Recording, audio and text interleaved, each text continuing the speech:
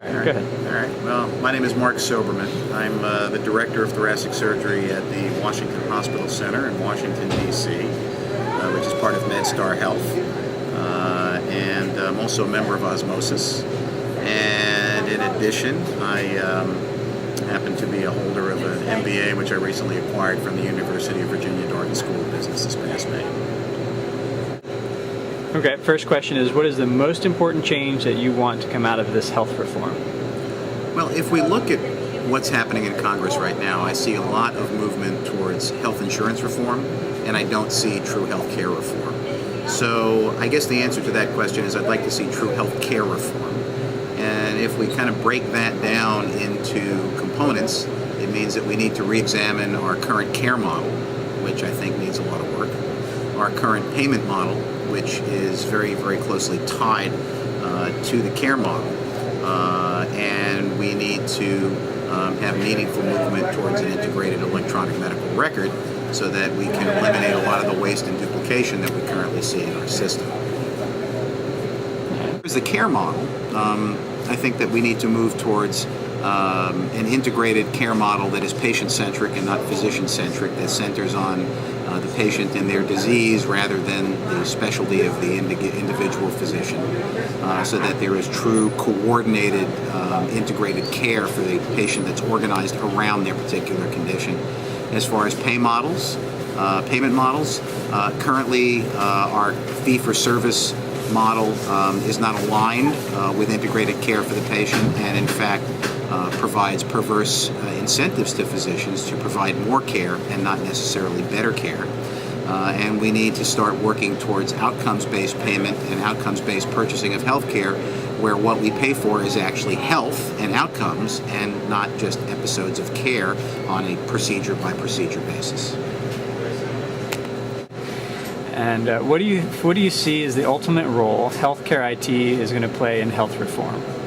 Well, I think that the real value in health IT is going to be severalfold, but most important is to be able to have a single repository for patient information so that the patient will have a portable health record that they can go from provider to provider, so that there are not these sheaves of paper and missing CT scans and labs as we go from one provider to the next, because that's one of the problems we currently have with our current system. In addition, to allow providers to be able to share information across various platforms, so that if you're seeing a medical oncologist and a radiation oncologist and a surgeon and an endocrinologist, to be able to have all that information in one place. So I think that the ultimate benefit to the patient will be to allow for the seamless communication between providers so that there is not lost information and there is not duplication of diagnostic tests.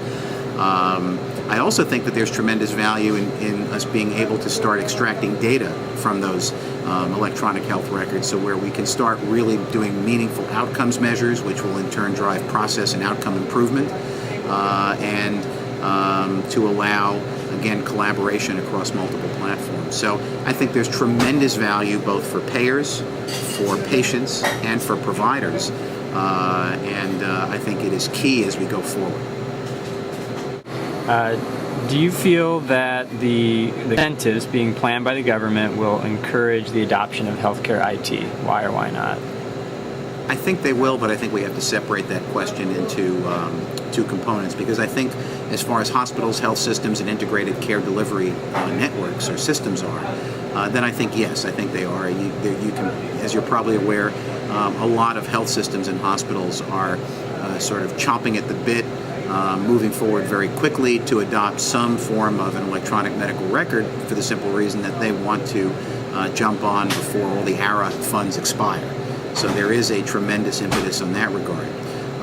But I do think that there probably is a less compelling incentive for small physician practices and individual physicians.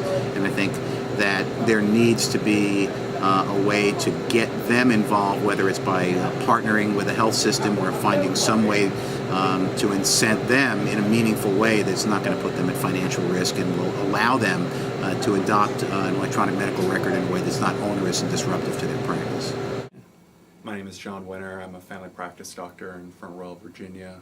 I'm also a member of Ozmosis. Okay. So what do you think is the most important thing that you want to see come out of this healthcare reform? Well, working a lot with geriatric patients, I hope that we have an increased awareness of a national discussion of end-of-life issues. What do you think about the concept of the patient-centered medical home? I have a little bit of difficulty understanding exactly what that means, but if it results in increased access to primary care physicians and primary and preventative care, then I think that it will be a great thing for patients and for physicians. So the question is, do you feel that the incentives for meaningful use or incentives for physicians are enough to drive the adoption of I believe that it's a really good start. I believe that for a practice like ours, it'll probably be enough. I worry about smaller independent practitioners, if it will be enough to help them to convert to an EMR. But I believe for us it'll be adequate. Good. And how many physicians are in your group? We're in a 8-physician group.